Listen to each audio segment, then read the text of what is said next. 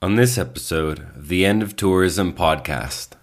So I think during the course of the last century or the one prior to that, the following took place over and over and over again, that the people who left entered into a kind of time out of time, did everything they could do to leave behind what they meant to leave behind with varying degrees of success, only to discover within a generation that being successful at doing that turned out to be no success at all.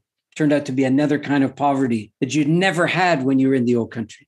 At least you weren't culture free when you're in the old country, but leaving behind those aspects of the culture that were no longer sustaining you. You turned into a culture free person within a generation or two. Well, you see, our understanding of from whence we come, as fractured and fragmentary and perhaps nonsensical as it is, comes from a certain time that has nothing to do with now. Nothing to do with now. Welcome to the End of Tourism podcast, Season 3, Invocations. Our conversations explore the unauthorized histories of modern travel, of wanderlust, exile, and radical hospitality. They are deep dialogues for the dilemmas of our hypermobile times. Full disclosure, dear listeners, the pod relies on a gift economy model in which your donations ensure that this work continues. Without our current Patreon patrons, I simply wouldn't be able to offer this to you. Thank you to each of you who offer your gift to this project. There are some simple ways to support this work. You can do so through the End of Tourism's Patreon account at patreon.com/theendofTourism. That's patreon.com/theendofTourism. Any amount really goes a long way. I've also just launched my new Substack page or newsletter, in which you'll receive monthly updates and be able to read all of my archived and new writing on the themes of food, psychedelics, exile, hospitality, and identity, always taking to task the subliminal, mythic, and psychic undercurrents of the culture. Substack will also soon host all of these podcast episodes, so you'll be able to find everything in one place. You can sign up for free today or on a subscription level basis at chrischristou.substack.com. That's CHRISCHRISTOU.substack.com. Next, stumbling across the podcast is often made possible only by those rating-based algorithms, typically yoked to listener reviews. So, please take a moment, it shouldn't take longer than that, to rate or review the pod on whatever podcast platform you're listening to, whether it be Spotify, Apple, or Google Podcasts. It's really deeply appreciated, and that little gesture goes a long way. Finally, if there are other creative ways you'd like to assist, please feel free to get in touch. Thank you. On this episode, I'm honored to host and welcome back to the pod my dear friend, Stephen Jenkinson, MTS MSW. Stephen is a worker, author, storyteller, musician, and culture activist. In 2010, he founded Orphan Wisdom, a house for learning skills of deep living and making human culture that are mandatory in endangered and endangering times. It is a redemptive project that comes from where he comes from. It is rooted in knowing history, being claimed by ancestry, working for a time he won't live to see. When not on the road, Stephen makes books, succumbs to interviews, tends to labors on a small farm, mends broken handles and fences, and bends towards lifeways dictated by the seasons of the boreal borderlands.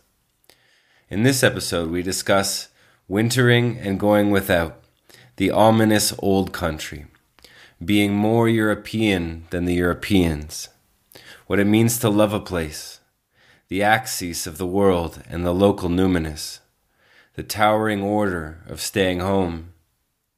In the second half of the episode, I propose a different route than we usually take, towards the living and the dead and time, towards justice and freedom. I have to say, Stephen was incredibly generous with his time, and we're deeply blessed to hear from him once more. Enjoy. Welcome back to the End of Tourism podcast, Stephen. Thank you so much. It's been a long and to some degree illustrious time, perhaps more for you than for me. I think you've hit the big time. That's what I hear. I don't know about that, but it's quite something seeing how the extent of these conversations can reach to every little nook and cranny of the world. That's great. Well, you undertake, and sometimes you're taken under. Yeah, the Catabasis, right? That's right. Very good. Yeah, it's your native tongue coming out of you now. Yeah, well, just starting. Well, you asked me how I was doing, and not that anybody needs to know how I'm doing or me for that, but since you were kind enough to ask, the arbitrariness of January the 1st, what are we, the 3rd today, right? So we know that for example, those of us who are born to the boreal forest and so on, as you were, as I was, we take our cue from this time of year almost no matter where we are in a way. And you can feel inside some kind of seasonal speed bump, if you will. Like, for example, here where I live, even though I look bleached and distinctly Caucasian, we haven't seen the sun for 14 days, maybe. Wow. I mean, not an iota. We have this inflected light here, but I mean, it's all indirect and gray beyond describing. So hence the activity behind me to remind me that there are such a thing as colors in the world, My solar panels are aching for some kind of activity. So all of these things conspire to drive you to a certain degree inwards, which means that the people, from the North should be more heavily represented in the author and poet and so on brigade than perhaps they are per capita, because we have so much to contend with for so long. But maybe our contending is not that popular, in the greater sphere. So that could be true for me too, that my willingness to contend with the time of year. Well, I'll give you for example. Just before Christmas, I was in Malibu for about a week, I guess, at the tail end of a tour that had begun in the middle of August. So I basically hadn't been home between August and a week or 5 days before Christmas. And the thing ended in Malibu, which is a strange place to end anything, I have to tell you. And I was staying in a tiny house. Man, it really lived up to its name, too. And just outside the door was a recording studio. And this recording studio had survived the recent fires that you may remember, maybe 3 years ago or 4 now, something like this. Yet the house right beside it had disappeared in the flames. So I was living in the aftermath, the afterglow of those fires from years ago. And the owner of the studio invited me anytime I wanted to go down and record to do so. Well, I don't know anything about this stuff, but I knew it was good. I mean, I could tell by the architecture, the place was really kitted out, as they say in England. Long story short, I went in there on the very last morning I was there before they drove me to the airport. And I took out a piece that I never thought would see the light of day. There was a meditation on my sojourn in San Quentin prison, where I was invited by a kind of program director of sorts to do, quote, whatever I wanted, which was not my idea in the first place. So, but anyway, it was a rumination I'd completely forgotten about. And so I worked it up the night before, knowing I was likely to go in the studio, and stood and delivered one time, one take only in front of the microphone. I've heard it since we've been back. And if I may say, could be a hit. Could be a hit. My time in San Quentin. And as I say, what posture are you supposed to take, or what posture is available to you in a room full of posture kings? That's who they were, of course, because that's all they had is their posture and their outfit. Basically, that's it. And I mean, I'm not in any way lionizing the circumstance, but I'll tell you this. Those of us who have many more lifestyle options would do very well to lose most of them and to find ourselves so terrifically reduced that you can finally take seriously the unlikelihood of being alive and translate that into how you go about your day, which remains extraordinarily difficult for people who have stuff and who have possibilities and so on to do. So how am I doing? Well, I'm in all that stuff again, but the winter version of it. And normally you and I see each other this time of year in the flesh over Victoria, whatever it is. And looks like not this time. So I miss that. And seeing you makes me miss it a little more acutely than I might otherwise have done. I could have bumbled along as if the South doesn't really exist. But now you're looking at me and we're doing this again, X number of years down the road. And though I am a pulmonary refugee, I don't seem to be obeying my disease this time. So I'm making do, you see, at the end of a year that had too much extraordinary in it, actually, and was capped off by a remarkable return to the firing line, if you will, to the stand and deliver brigades, the time before an audience, which I never knew if that would ever come again. And although the crowds were smaller, the longing after what I'm doing was larger, to the point where in the book signing lines afterwards, people said things to me I've never heard in my lifetime, along the lines of, here's the first disarming thing. I think to myself, I don't believe I've been doing anything for years to warrant such a declaration. I don't really have a sense of that myself in that way at all. And then they would say things like, my life was inconceivable without your presence in it. You know, things like this are, I mean, maybe I've lived long enough. Maybe I haven't blinked. I don't know what the real reasons are for it, but to have lived long enough to hear about it doesn't put me on the back benches of relief, to be honest. It kind of has the reverse consequence. Like the stakes are ever higher as a consequence of people finding what I've been doing consequential for them. And my sense of the obligation to proceed accordingly in the rest of my allotment is very intense, you know. And finally then, so we did the Nights of Grief and Mystery on and off for 4 months. I saw you on the road in Oxford, as you remember. And we were intending to do this, but I was too played out by then, or not played out enough, whatever it was. And the opportunity to do that and to see the shape-shifting consequence of that undertaking, the genre-defying aspect, yes, but something else has begun to happen. You know, I said way back when in an interview about this thing that I had a sense of where the monsters were and that we were headed there as a consequence of what we were doing. I think that's very true now. In both cases, I do have a sense of where the monsters, not all of them. Nobody should know where all the monsters are, but I have a sense of a few now. And I've gone there. And it isn't fun, but it's a noble pursuit. And if you can keep your nerve and remember what's been entrusted to you, maybe I can contribute to those people who are lining up to say something to me in the book signing line. I can give them a little bit more reason than they'd otherwise settle for.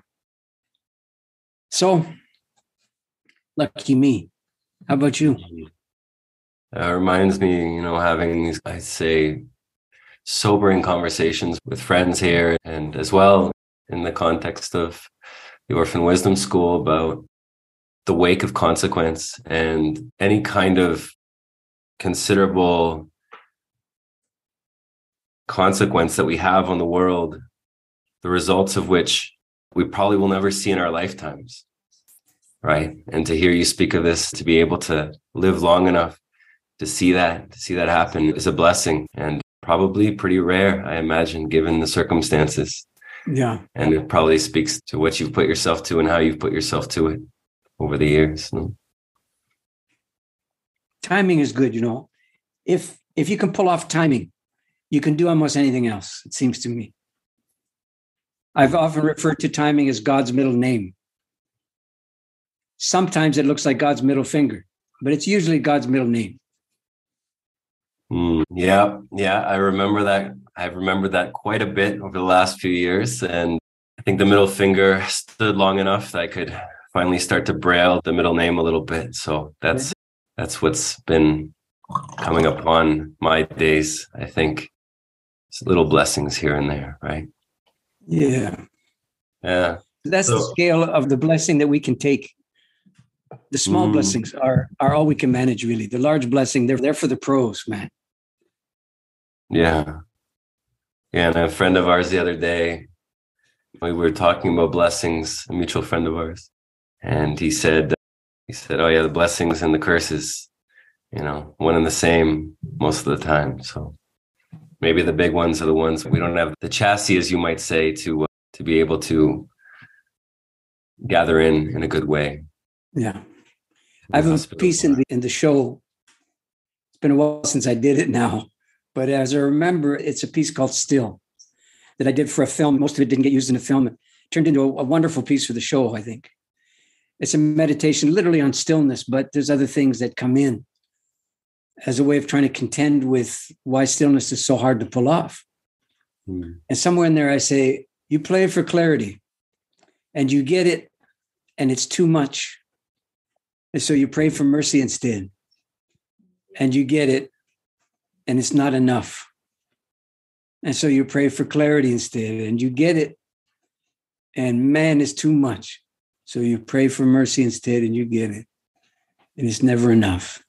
And you pray, and the voice trails off there in that kind of strange impossibility that humans find themselves in if they have the good sense to pray, but they don't have the good sense of what they're praying for. And so, the notion that if you get clarity, that all shall be well, this is madness.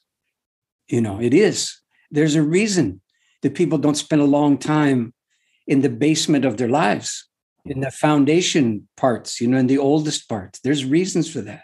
And those are to be credited, not necessarily obeyed, but certainly credited.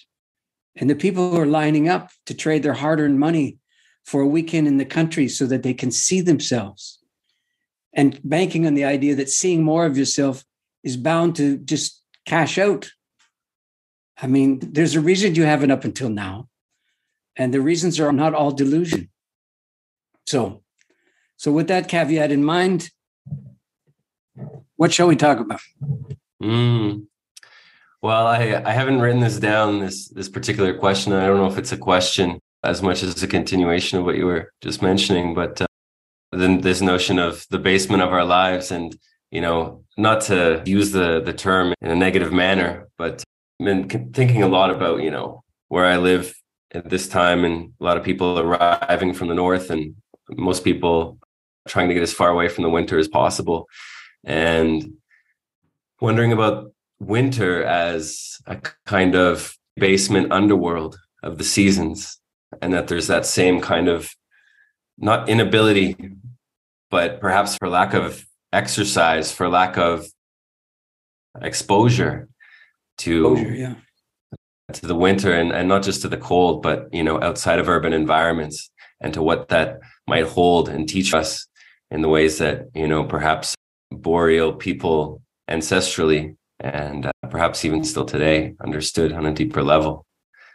It was something that I wrote in the manuscript of the book, which was that generally snowbirds, as they're referred to, those who escape the cold for the sun in the winter, that when they finally arrive in the tropical sunny environment or semi-tropical, that they never end up apprenticing that which they go in search of, which is that weather, which is that hot weather. Right? They don't actually apprentice it. There's no actual kind of study. It's just, okay, we're out of the other one, right? Right. So the last time we saw each other was in Oxford, and I had the good honor of being able to attend Nights of Grief and Mystery there. And I hadn't seen the show since 2016, I believe. That was a great honor to be there, and to be an audience member, but also to kind of look around and watch the reactions and responses of the people, and noting that even at 37, I was probably one of the youngest people there, if not the youngest, and just allowing, the music and the words to give way to whatever might arise in me. And it was a wonderfully weepy night, if I can say so. And, I think anyone out there who hasn't experienced the Nights of Grief and Mystery really deserves to. And in the meantime, I've had the great pleasure of reading and finishing your new book, co-authored by Kimberly Ann Johnson, Reckoning. And I just wanted to ask you, the last time we spoke in this way over an interview, you had just released your previous book. And I'm wondering about reckoning, and I'm wondering about how it came to be. If you could offer a bit of our listeners a little insight into what compelled you to bring something like this into the world again. Well, very simply, the biography of the story is I got a note from somebody I didn't know, kind of indicating that she felt herself to be in harm's way in some fashion. Just given the torments of the times, it says deep into the midst of the social carnage which the pandemic became. And could she talk to me, and could she do so with an audience? Okay. I didn't know what that meant, but let's see. So I didn't have my glasses on like today. And I've become a little detail bereft, visually speaking. So I couldn't really see her. I mean, I could make out her general form, but it turns out for the entire 90 minutes that we spoke, she was weeping virtually the whole time. Silently. I don't mean she was sobbing, but I'm sure to people who were watching, they wondered about my sensitivity, given the fact that I never acknowledged the state of disrepair that she was in. Mm. But she did it very well, by which I don't mean she hid it. I mean, she was able to make room for that and proceed, not as if this is a piece of wreckage that had no business in real life. So I took my cue from her and I just proceeded. And it was recorded. And at the end of the day, the same day, we got a thank you note from her, for the time and so on. But then reported this sense of personal adriftness, or worse, deep, deep undoing. And I guess thanked me for that too in some fashion. And I wrote back to her almost immediately and I said, look, let's do this again. Let's do it tomorrow. There may not be any in the audience, doesn't matter. Let's do this. Given this is what we'll do it about. Whatever this means, whatever's happening now. Before, as I said, okay moves into the spare bedroom, as okay is wont to do, And so she agreed. And so we did it, got on the horse again, literally the next day. And those two things became, for her listenership, I guess that's the word you would use, the most regarded, the most sought after and responded to things that she'd ever done on the internet. And she let me know this, and then doubled down yet one more time and asked if we could do a series of 5 Sunday mornings about the 5 things that I'd done publishing wise, including the Nights of Grief and Mystery and so on. Okay. They weren't really interviews, not really, nor were they anything like a balanced, if you just count airtime on the clock, they weren't balanced, but they were an opportunity to be concerned in real time, aloud, bearing in mind the difference between us generationally and gender-wise and all the rest. And as I put it to her,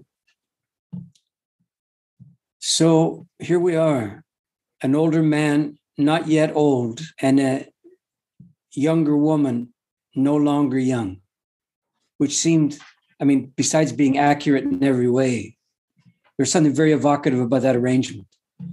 And given the shrapnel that passes for confetti, that's passed between the generations now and between the genders, I actually welcomed the opportunity to talk with somebody who didn't feel that they had to either defend herself against me or debate me. And given the carnage in the public sphere, you wonder what else is left if you eliminate those two possibilities. And the answer is, well, mystery's left. An opportunity to engage each other, and more importantly, the subject of the moment, with a sense of goodwill that's not subterfuge, that's the real article. And a sense that this won't last. In the sense that one of us is going to be gone considerably before the other. Things like this. So I said, sure. By this time, I had a little bit of a sense of her. And I thought, I think there's something noble could ensue. I distinctly remember thinking that this would not be the standard being poked at with a stick from afar experience, I don't mind those things, but there's limited consequence for them. So we did it anyway. And I knew, I think after the second one, that there was something of substance that would survive the transcription process. These were all transcribed. And she sent them to me. And, I'd never listened to myself after the fact, but I was listening to myself, if you will, by reading what I had said. And by eliminating all the ums and the so on like this, there was something there that was actually beyond readable. It was somehow composed. And the moment was very tangible. So I suspected there was something there. And anyway, so over the course of late spring of this year just passed and into the early summer, we worked on doing something that was modifying the transcript enough to make it genuinely something that you'd want to read. And at the same time, being faithful to the lightning in a bottle sensibility that was there. And then we agreed, this is a book by now. And I said, you write the intro because this was your idea. And then at the end, we'll write a letter to each other. And we'll date it. I don't know if it was the same day, but we said, but no back and forth. That's it. We already did the back and forth. Just one time, a letter to each other, not really about something else. And so she wrote something that was 3 pages and I wrote something that was 30.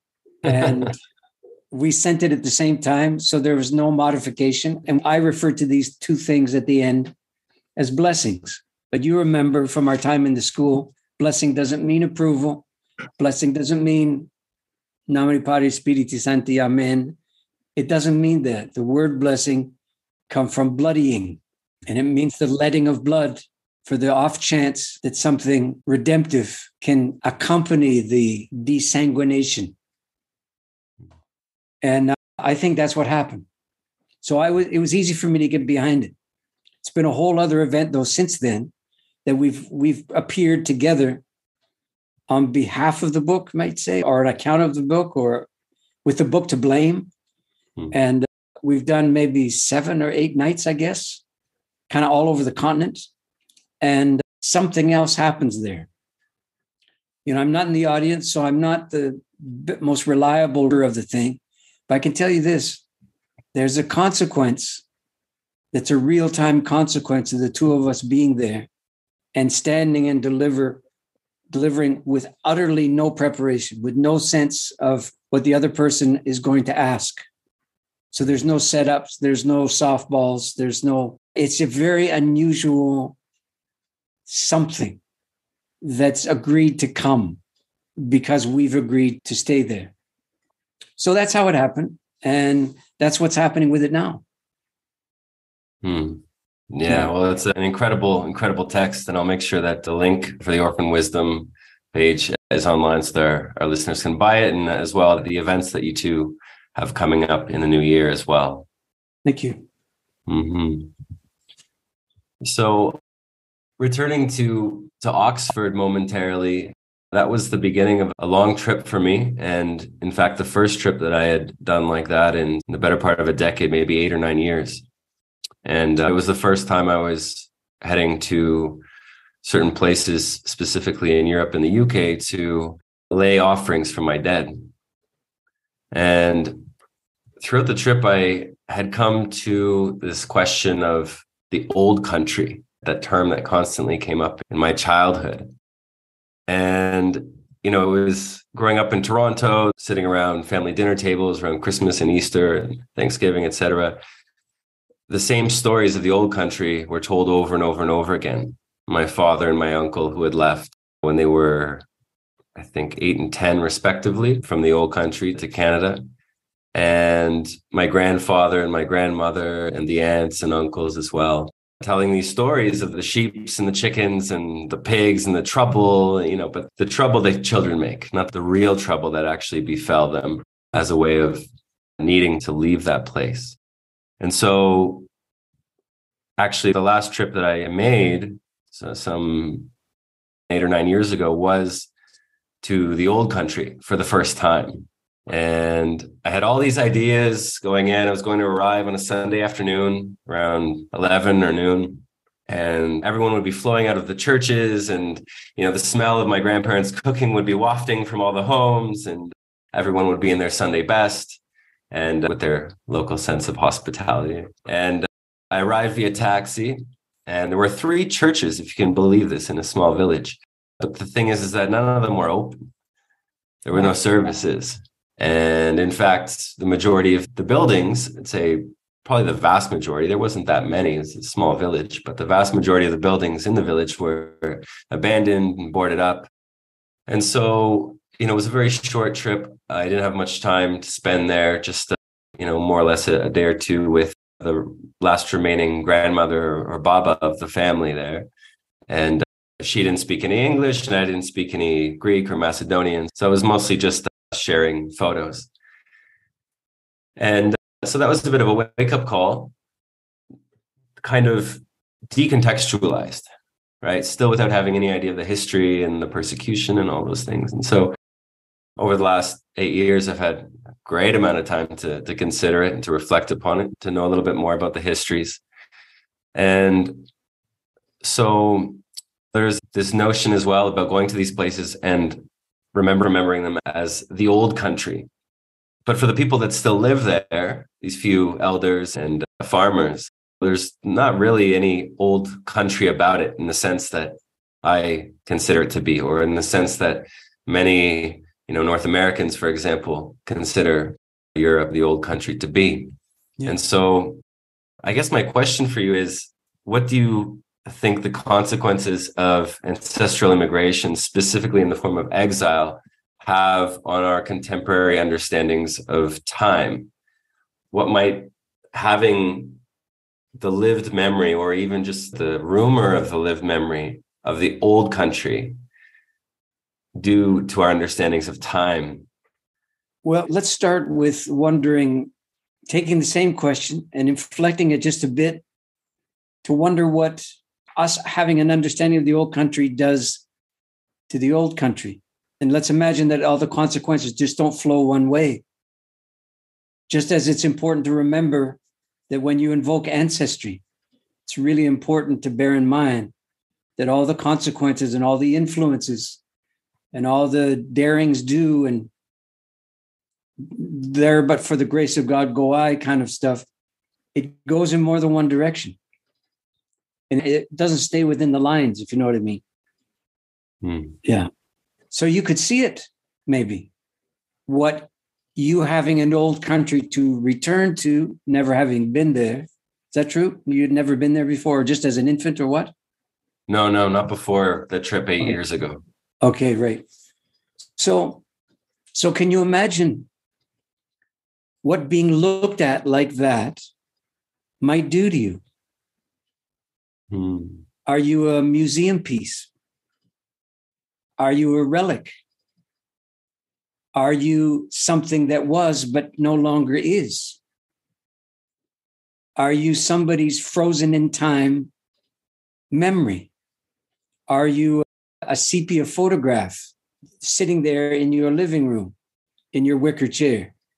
What do you owe the person who claims, who declares that they've come to seek you out, and whatever the reasons that you may have given? And given the difficulties with the language, I mean, you're relying upon an enormous amount of goodwill and not having to stick handle, to use a good Canadian term, the ins and outs of trying to be subtly understood. So you have to traffic in bold type all the time. You know what I mean? Italics don't quite work and punctuation is no longer there. And you understand what I mean? So as awkward as it might be for the returning one who's not really returning at all, has no plan to stay, has no plan to do the investing that you were describing earlier, is there as if this might be the last time. There's another one. What would this be like for the person being looked at as if they'll never be seen again? You know, the old adage about feeling that God is was once here, now no longer, raises the question of who left, who moved, who wandered off the path, if you will. And much more often than not, the feeling is that somehow the deity has absconded, when in actual fact, if the story is told very well, it's very questionable who is gone without really realizing it, and whether or not God is still on the path, waiting more or less patiently for you to come to your senses. And is that what it's like to be looked at that way? Who knows? But anyway, so we have a lot of consequence that we deliver into the world through this, secondarily through the gesture and the timing of your leaning in and leaning out, and, and not knowing the ways. Because in your circumstance, you'd be terribly confused between your own childhood, which is very particular, and employing your childhood as the only glossary or vernacular dictionary available to you to make sense of what you're doing sitting in this person's house, in this dilapidated ex-village, right? Which, as you know, from the session we had in the school in the summertime and the books we were lucky enough to look at, that this is village life, much more often than not in Europe, in the Europe of, I was going to say Brexit, but that's too particular, of the EU and all the rest, and the standardization of the commodities and food production and all the rest. So, okay, so there's one consideration that wasn't really forefront in the question, but I think really deserves to be there. And then you may remember me telling the story. So it was in the school, and I'm going to guess it was about 5 or 6 years ago now. There was a woman from Italy, a late middle-aged woman there. And I don't remember how it began, but I could feel in something that she was saying to me in the class that she was making what turns out to be a fairly standard claim that grounded Europeans will make apropos of we in the so-called New World, that they have a degree of gravitas and belongingness and chops, cultural chops and all the rest. They make us look basically like tourists even when we're here. And it was drifting through what she was saying, And so I took a little bit of offense, but mostly I took notice of the fact that she felt it was fairly important to articulate this tired old, party line again, that Europeans got the culture and we got the money, if you will. It's not even clear we got the money anymore, and hence we go there. And I said to her, came right off the top of my head. I said to her, we're actually more European than you. And she just looked at me like, this just makes so little sense that, you're out of your mind. And I elaborated as follows. So I think in real time, during the course of the last century or the one prior to that, for sure, the following took place over and over and over again.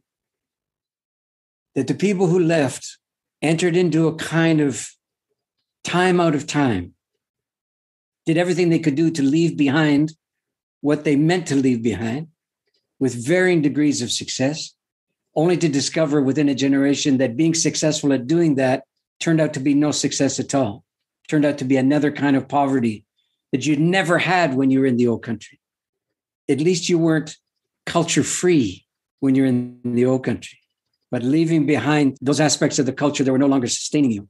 You turned into a culture-free person within a generation or two. So this is in the background of what I was saying to her. So I said, we're more European than you. How does this work? Well, you see, our understanding of from whence we come, as fractured and fragmentary and perhaps nonsensical as it is, comes from a certain time that has nothing to do with now. Nothing to do with now. When you stayed in Europe, I said to her, your Europe changed, didn't it? Quite a bit, didn't it? It modernized to the point where your Europe was probably unrecognizable to you if you could bear to remember the old one. The one that was not even pre-industrial. I just mean pre-computer, for God's sake. How's that? So you accommodated, and your understanding of what it meant to be European, in her case, Italian, European, accommodated all these changes and became a kind of sorrier understanding of itself that's living inside the bravado. We, on the other hand, had no such experience. So the North Star of our cultural longing is 18th century. I'm not saying it's accurate, historically accurate, but I'm not saying it isn't. I'm saying this reflex instinct that we have about not quite being from here, which is, of course, historically accurate. We're not from here, and we're still not from here these many generations later. But our pole star is that old. Whereas that woman in that class that day, her pole star is as old as she is, maybe, and not really much older than that. And the Parthenon, she looks at, or the Colosseum, she looks at through the viewfinder of the tourists who flock to the place and drive the locals away, right? So, and I'm reminded of when I was in Ireland not so long ago, teaching there. At the end of the day, I'm checking out of the hotel, and a woman's in her late 20s who's checking me out. And for a moment, there's just the two of us in the foyer as she's doing the paperwork. So I'm making small talk, and I said, "So awfully busy here." "Oh my God," she says. "The place is thick," is how she put it. I said, "Yeah." She said, "Yanks mostly." I said, "Yeah, I've noticed that too." "Any idea why?" She said, "Oh, I know why," she said. And then all of her education to service the tourist sector fell away like that. And she said, "Oh, I know why." She said, "They're looking for it. We have it." Wow. But I wonder, when you say it that vehemently, I wonder if it's still enduringly true. I wonder, for example, if you can still have it under the sway of people from away seeking after it. If that doesn't actually do something to what you claim to be having, that having minus safeguarding may not result in having at all, that having minus the care and feeding of the thing that you claim to have inevitably, unerringly results in it's there every time you go to it. Maybe like any garden, like any growing thing, maybe not. So this is a very elaborate and long answer to what you've asked, but maybe the thrust will be something like this. Through the strange nostalgia of our gaze, the old country might have a hard time recognizing itself and a hard time surviving our yearning after it. And we do that. I'm quite sure we do that. Wow. Yeah. Or it turns into a tourist attraction. Something like that. This is why so many times I've said, "You really love this place you claim to love?" "Yeah." "Don't go there." Because in the wrinkles of your love is a disfigurement you don't intend. Right. Because it's not really love. It's a wish that your life was otherwise, and an absolute certainty that the otherwiseness is alive there in a more tropical climate or a more architecturally favorable circumstance, whatever it is. And that place can survive you insisting that it's there for your betterment, for your deepening, right? For your reacquisition of home. But that's not why it's there, of course. And it's not clear at all that it can survive the expectations that you bring to it. Oh man, maybe it's like this. This is going to sound like maybe out of left field, but I just remembered this. So I was about 14, which is a terrible age to be. Just is. But I was 14 or maybe 15 at the most. I was hormonal, but with none of the upside. Let's just Picture it that way. And these two girls appeared at my house, about a year older than me, which is to say, several generations older than me, given the age we're talking about. Because they were hormonal in spades, weren't they? Yes. And leaving me just to gawk. But anyway, it turns out we knew each other from when we were maybe 10 years prior or whatever it was, or 6 years prior. And they let it be known that they found out that I was living in the neighborhood. And they wanted to come and see what kind of a boyfriend possibility I might be. And we're distinctly let down to realize on first visual contact that I was not boyfriend material at all at 15, certainly not for them. They were looking for somebody more 20, you know what I mean? I think that's what we do to the old places when we, quote, go there. I think that's what we turn them into. Could you be? And a kind of 2 weeks later, kind of disturbed grudge match with the gross limitations of the old place. Wow.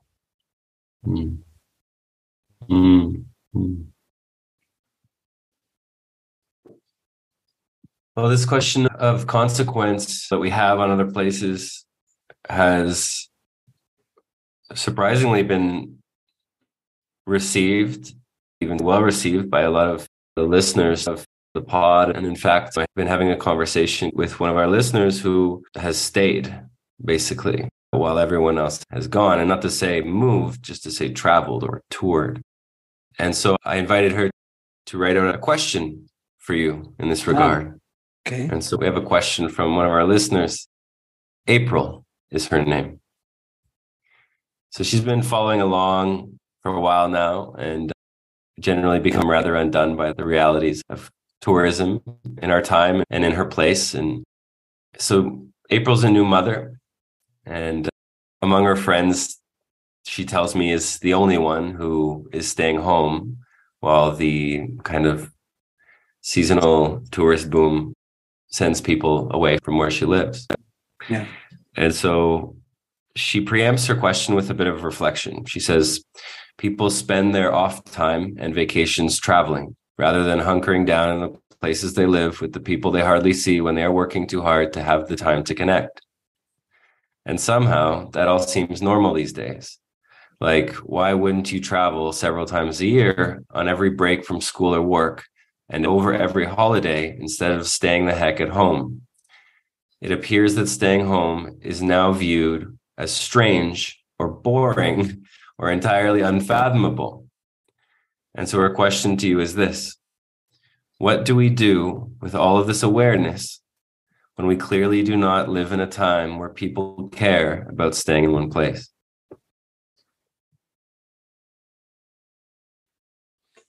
Well, the questions that are the form of what do we do? What should we do? How do we, and so on. All these questions are hypothetical in their formulation, but they don't have to be. Most of these things should probably be turned into observations instead of hypotheses. And you change one word, not how should we, how must we, how could we. It's how do we? How do we is reportage. That's happening. So how do we live the madness of the allegation that the only purpose that home serves is a place to leave, catch a break from the ordinary? So because this is very current for me, what I'm about to say, I'm going to try to bend it in the direction of the question. So I'm working on a new book, God Help Us All. And it's going to have some overlap with, I think, what you've been working on. And very recently, I started to think about these as directions, not so much on the compass, but as a kind of mythic, poetic, charged proposition. I started thinking about this one, the up and down one, the vertical one. And I thought about all of the positive associations that we have with that direction. And they're I mean, they're almost without number. Things are looking up. Want to take you higher. Love has lifted us up where we belong. Mm-hmm. Just to take some lyrics that are handy. Oh, here's a good one. The root word for elder is old Germanic word, which gives us ALT, the root word of altitude. The one in great ascent. All of these things indicate a degree of departure. From where? You guessed it, right here. The other half of all that ascending language, all that aspiring language, is the language of the calamity of descent, the collapse into the subterranean, the wallowing, the catastrophes, literally in that case, all of the downside of down. See? And yet we're trained as kids to understand that that thing up there, like through the roof here, through your roof, that thing is so vast. That's what eternal is. It's just depth beyond depth beyond depth. And we have no experience of that depth, none whatsoever. We experience the sky, be it night sky or day, even though we quote know better, but the actual experience of it is a flat plane. It has no fundamental depth for us at all. Ancestrally, where has all our depth in life come from? From the horizontal plane, from the one about width and breadth. That's where our sense of eternity comes from. That's where our sense of where God lives comes from. Not that over there. You could go. Should you? Good question. Good question. And that question animates your understanding of the fundament of what it means to be in the world with God. Doesn't mean everything goes, doesn't mean everything's great. Never did. But it certainly gave you an opportunity to work out what was God's and what was yours. And certain places, they had a certain kind of numinous quality that was best left to them. See, and that deepened your capacity to live as if these things were actually true. And you didn't have to go there to know them. And as we extinguished all of our understanding that the gods lived on the horizontal plane with us, and all our sense of depth in place collapsed as we marauded and moved further and learned more and began to own all this stuff and all that sort of thing. It's no surprise that the gaze involuntarily tends to go up and down. A kind of desire to be delivered from the collapsing numinous quality of where we actually live. And all of these attributions take on this life of their own up there. So I've, of course, long since forgotten the question, but can you give me the gist of it again? And I'll tie the two of them together. How the people who decide to stay home might proceed in the wake of everyone else leaving, or knowing that everyone else is leaving, even just on vacation. Yeah. Thank you. Yeah, I think the tie-in that I'd make is this. The people who leave don't come back. You might see them on the street, but it's not clear they've re-arrived. It's not clear that after a break where they've literally recreated themselves, which is to say, anybody can be anybody on a beach for 10 days, right? And your biography does not accompany you nor haunt you. Back home, where to a certain nominal degree, you are a known commodity, you live out your dissatisfactions. That's what your daily life becomes. A caravan of dissatisfactions, meager, kind of venal dissatisfactions, nothing spectacular about them. So I think that's what happens most of the time.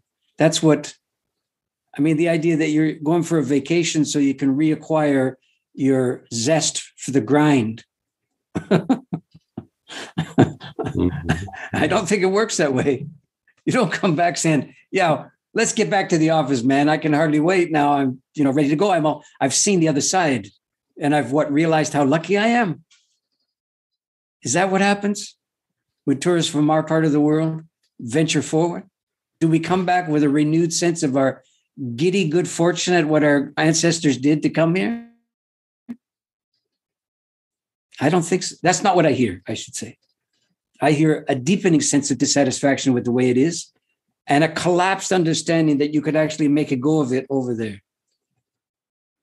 It's a terrible combination. But I think the question is something along the lines of, given all of that, man, what should the stay-at-homes do with the waves of dissatisfaction that come in the form of people who have recreated themselves only to return to an unchanged circumstance? And maybe the answer could be this: get to know a small piece of ground on the horizontal plane very well. Sure, you're going to have your feelings about it. Your feelings aren't the ground. The ground's the thing. The ground is not somewhere else. The ground is here. You're somewhere else. You want to be here? You got to learn. That's what staying home could be. So when we're talking earlier about hanging in here for the grim January to March long haul, the long march of being cold most of the time, this is not a curse. I mean, one of the beautiful things about it is you have to wear so many layers here. Like I got 3 on, and I'm indoors. And I got the fire going right over there. I still got 3 layers on. And if I venture out there, I need 2 more. What does it mean? Look at the opportunities I have for self-adornment. They're beyond describing. How are you going to do that with cutoffs and flip-flops? How are you going to do it? I say that partly jokingly, but partly not. I mean, I know that, and you know that where you are, people self-adorn pretty well. But it's the people in between who look like me, but end up down there with the Irish tan, trying to not look like this, being unable to look like that. That dissatisfaction never really departs from you. So being at home is a towering order in the 21st century, in the more materially blessed places in life. I mean, this is what we're doing with our so-called advantages. It's really should be very stilling. I wish it were. Yeah. Thank you, Stephen. Yeah. Do we have time for one more question? Oh, I'm pretty sure. Or maybe a 2 or 3-fold question? Okay. I'm not rushing outside anytime soon, so let's go ahead. Okay. Well, it has to do with a certain scene in a certain book that I know you and I have both read. And this has a little bit to do with wondering about what I was doing there in Europe and the UK, making these offerings to my dad in the places that the vast majority of them, there's no lived connection, which is to say there's no relative or relatives that are still living there, minus one village. And so in this particular scene, there is a living man speaking with a dead man somewhere in Europe, in rural Europe.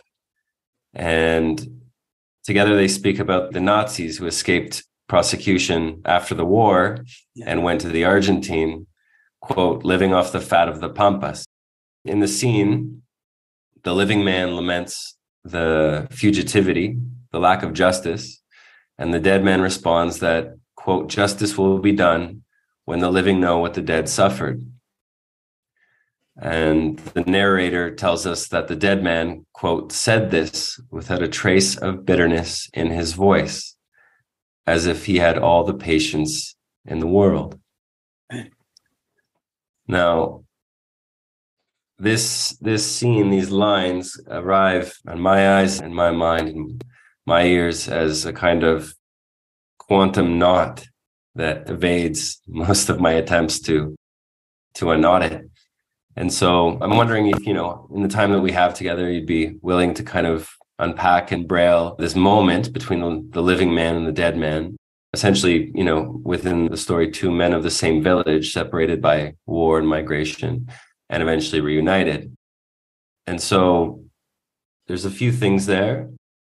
One is just generally what you think the narrator, the living man, the dead man were on about in regards to this notion that justice will be done when the living know what the dead suffered, and why it might be important to know what the dead suffered, what that has to do with justice, what it might offer the living.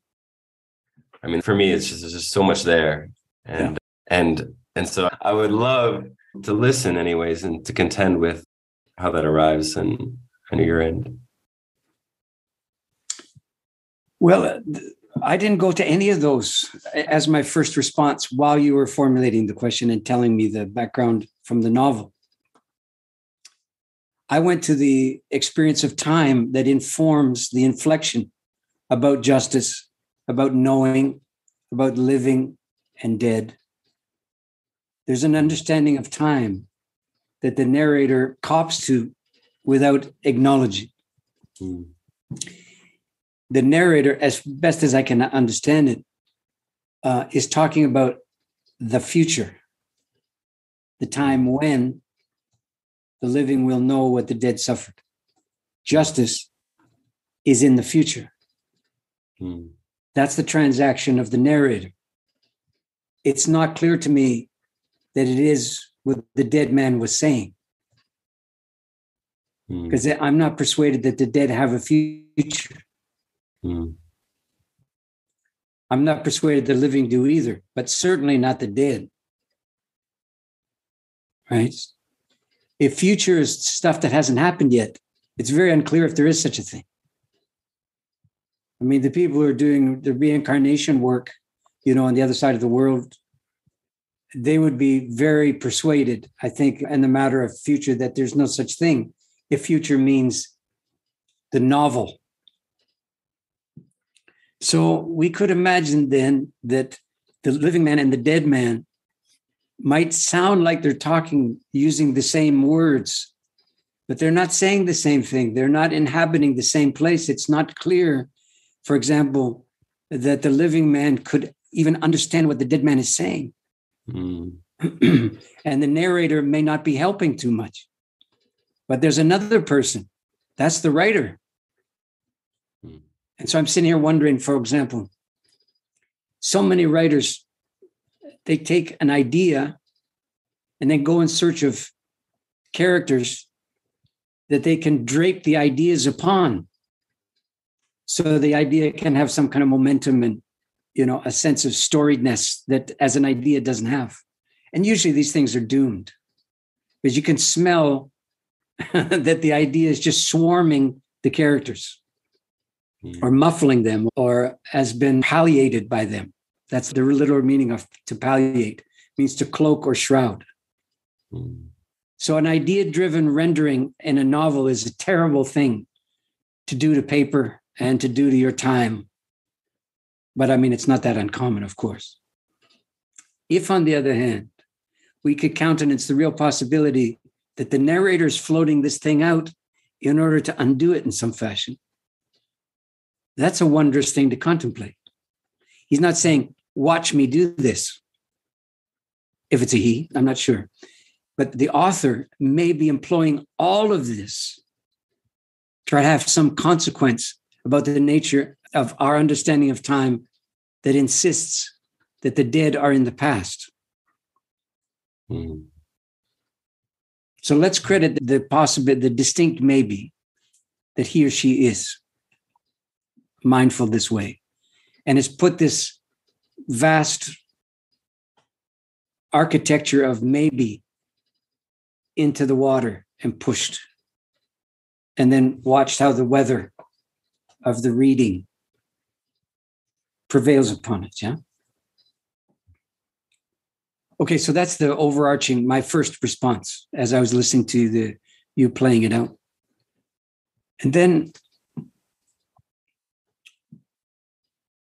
I don't know that the living in my part of the world would sit still long enough for the dilemma that you've described to unfurl in their lives.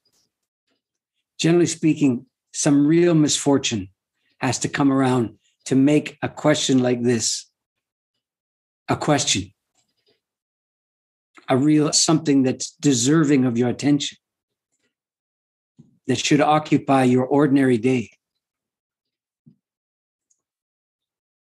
Justice, spoken about in the abstract as if it were a living thing unto itself, is a little, I'm not going to do it. I'll just put it that way. I don't think anything is served by trying to invest the notion of justice with a certain kind of momentum and animus and all the rest that is aside from its manifestations or its inability to manifest.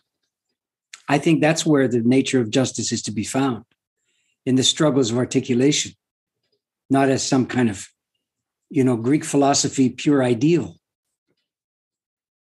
For example, it's not clear at all that justice is everybody gets what they deserve, because the presumption of the notion is that everybody started at the same starting point and the gun went off and you all had the same opportunity, so go. But clearly that's not true. So the absence of justice precedes the race, if you will, right? It's there first. The circumstance is already grossly, by unjust you mean unequal. And now we're into a terrible conundrum of, does equal mean free? Is that what has to be there? That we all start in the same place? And until we do, until we achieve that kind of baseline equality, justice is just a taunt and a torment? Or is it really possible that the transactions of justice require all this misshapen disequilibrium to give us anything to do?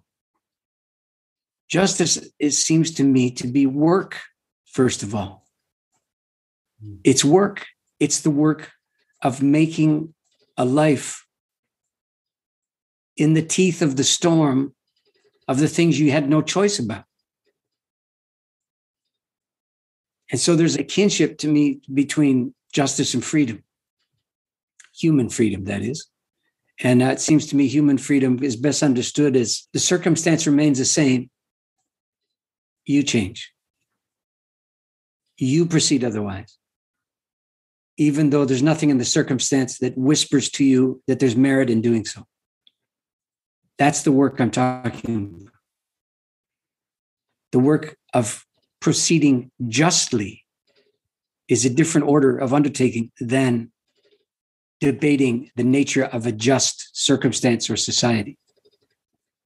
That you have to translate this, whatever you cling to as in terms of justice, in the daily grind, in all the circumstances where you could proceed otherwise, which is why we have the word human. We have the other word humane. You could proceed otherwise as a human being, contrary to your humanity. It happens all the time. And if we do this amongst the living, and God knows we do, then how do we ever translate, transfer any of this educated take on things to our dealings with the dead? Do we have any in Anglo-North America? Do we have any dealings with the dead? Aside from the odd weekend workshop, as you know, I was in the death trade for a long time. I never saw it come up. You'd think if there were ever a time for the dead to arise, if you will, dying would be such a time. I'm here to tell you, if it wasn't that way in your ordinary snarling, grinding, dissatisfied, fitfully happy existence, it ain't going to be there at the end. You didn't do the work before now. You can't do the work now. But it stymies you. There's no muscle memory, frankly, of a moral or psychic nature to appeal to, right? So I would recast what was said there. And imagine like this: justice amongst the living includes the dead. Justice among the living that excludes the dead can't be just.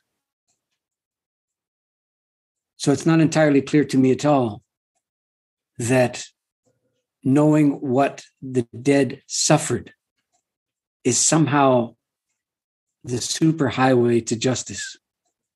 I appreciate the appeal, and wouldn't it be something? I'm not sure we could bear it, though. I should say that. I'm not sure that a lot of good would ensue.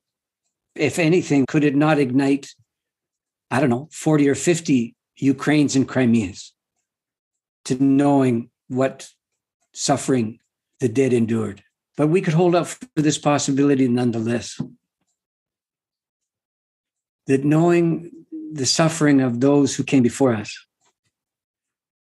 could, far from igniting us, could actually still us, keep us at home a while longer, inside our own skin, and try to see the monument of this injustice as a human-scaled proposition. And no longer use language like justice and injustice, but see the suffering, find some kinship there. Understand, as I've said so often in the Nights of Grief and Mystery, right off the top, something like this.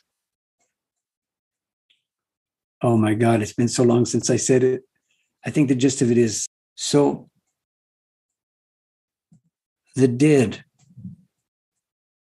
we are their latest, greatest chance to get it right. They are our reason why. They are our holy ground, and we are theirs. It's not sameness, it's reciprocity.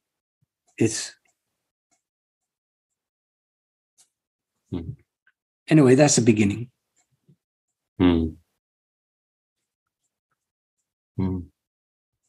I prefaced the question, the writing that I had put to it, with kind of understanding of travel, that any achieved travel would include or would be the basis for some kind of reconciliatory work in the world. And hearing you speak, I'm,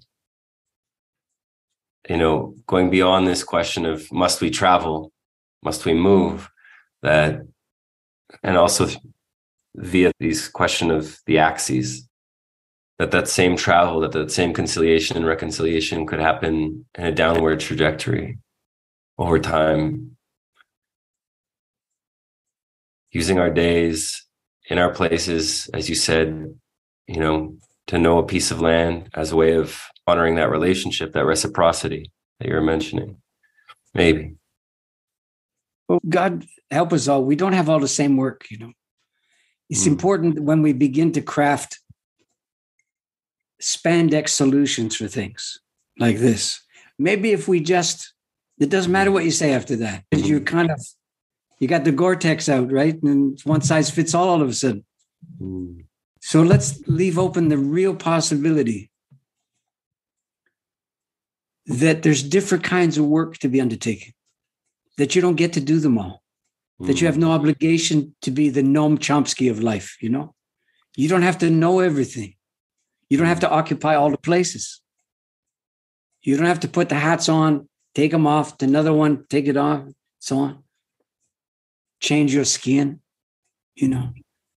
But just imagine that the bullshit luck of your birth may not be entirely happenstantial. That there may be something bordering on reason for the what, where, and the how, and the what of your presence among us, your advent among us. That's the work. Translate that into what the troubles of your times might need from you. Understanding that the troubles of the times are where the employment of why you're here gets to be undertaken. I don't think that means that, quote, all of us stay home, nor does it mean let's all head out on the wings of desire for a couple of weeks It doesn't mean that either. It doesn't necessarily mean anything. Let's find out what it means. So if you're inclined to eschew the mundane demands of your ordinary life, maybe that's where God lives. And your disinclinations are what make you so lonely. And what people who live otherwise than the likes of you or I do with their allotment is not for me to weigh in on, really, and I'm not even persuaded I should be generalizing from what I'm saying. But at the very least, I know Anglo-North America a little bit. I've had the privilege of moving around in places that are not Anglo-North American. So I have a sense of what this looks like, how particular it is in its way. And I'm just willing to accede to the distinct possibility that I was born in this, I was going to say this muck. I was born a mutt. There we go. And my mutt status has a certain strange lineage to it that I'm trying to live out by not being elsewhere, by trying to make room for it now,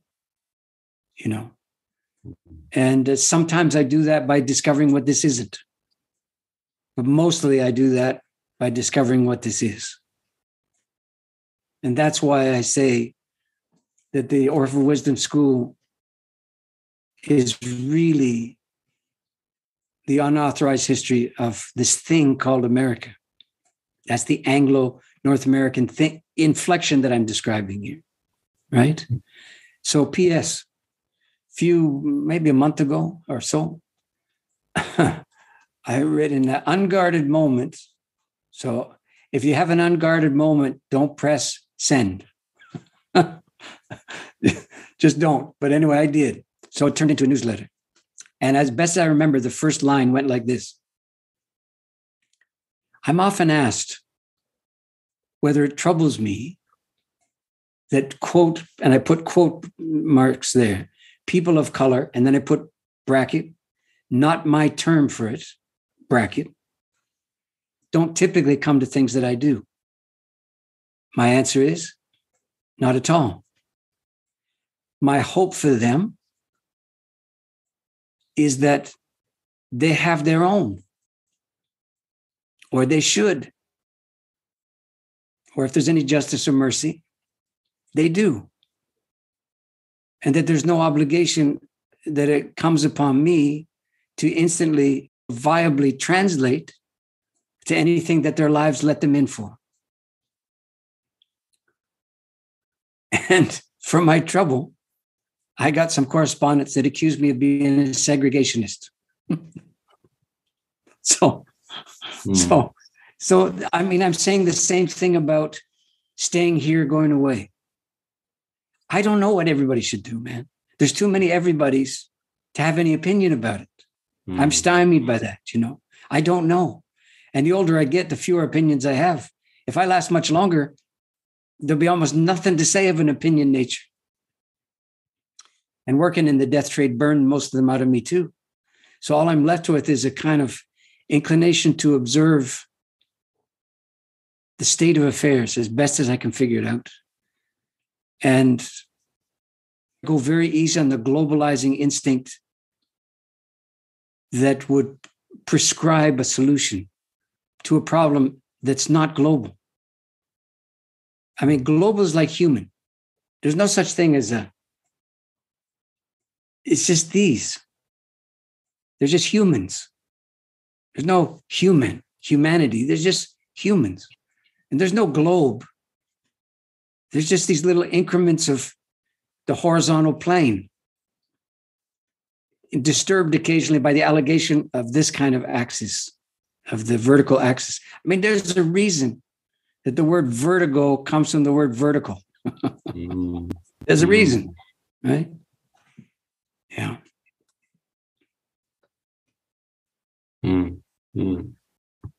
Yeah. Thank you, Stephen. You bet. Well, as usual, you leave me speechless. I'll tell you a little brief vignette. that sends us on our way, because I have to go attend to the building of a barn just down the road here. So I got old enough to have a barn. So that's where we are. But years ago, I always thought I'd make my living as a stone carver. I may have told the story in Oxford. I can't remember if I was telling it then. But anyway, I was and making no serious headway at all. Soldered an old man who'd done it for 60 years. And I just asked him if I could come over. And what I really wanted was a shortcut, through the banality of learning, so that I could just get to knowing, right? And some of the fringe benefits that inevitably would ensue from that, as I imagined.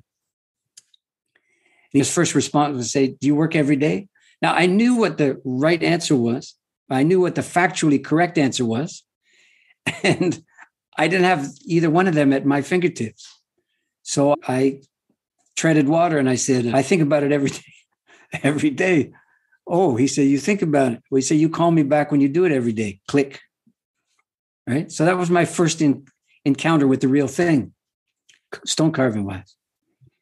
So then I thought to myself, okay, I'll show that son of a bitch. I'll work every day, but here's the dilemma, yours and mine. How many every days you have to put together before you're doing something every day? Right? It's kind of like, what's justice? It's because it's in the same realm of, oh my God, I don't know what the answer is. So I worked 2 weeks every day. And then I figured, well, I'm going to call again. I did.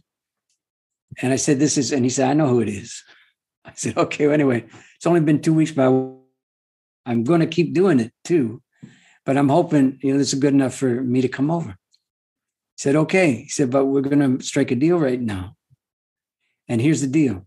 I'm going to tell you everything I know. And you're going to be disappointed because it's not going to take as long as you're counting on. But there's nothing I can say to dissuade you. Clearly, you made up your mind that you know this part of things. So I'll tell you everything I know. That's my end. Here's your end. You don't keep any of it to yourself. Because if you do, he said, whether I'm alive or whether I'm dead, I will find you and I will haunt your ass to kingdom come. He said, quote, that's what he said. Now, if you still want to come, he said, and he gave me his address with that throwdown right between us, right? So, P.S., I did go to see him, which is to say I picked up the gauntlet. I'm wearing it still. And you calling me today is giving me the chance to keep that vow I made to that old man who's long dead now. And would that all our lives give us a chance off and on to keep a vow we intemperately made when we were younger. So thanks for that. Yeah, thank you. May he be able to listen in on some of this and remember what he put you to. I think he recognized himself in one or two of the items. Yeah. Amen. Thank you, Stephen. Okay, boss. Thank you too. Thank you for listening to the End of Tourism podcast. Wow, what an episode. If you appreciated the conversation, please leave a rating or review of the pod on the podcast platform that you're listening to. Likewise, you can subscribe on any podcast platform, join the conversation on social media via the handle The End of Tourism, or by supporting the pod via our Patreon account at patreon.com/theendofTourism, or via my Substack at chrischristou.substack.com. chrischristou.substack.com.